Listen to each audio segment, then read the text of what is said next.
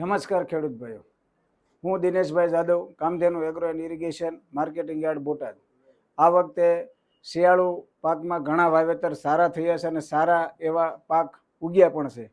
એના માટે ખાસ કરીને જીરાની વાત કરીએ તો જીરામાં વાવેતરમાં સાથે સાથે વાતાવરણે 2 દિવસથી પલટો માર્યો છે, તો જીરામાં ઘણી બધી સુકારાની અસર દેખાય છે. મોલો મચ્છી અને થ્રિપ્સની પણ અસર દેખાય છે.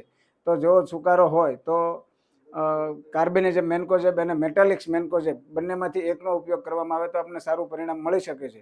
સાથે સાથે થ્રિપ્સ અને મોલો બંને હોય તો ટોલફ્રાઇટ 15% જે દવા આવે છે એનો છંટકાવ કરવાથી પણ સારું પરિણામ મળી શકે છે.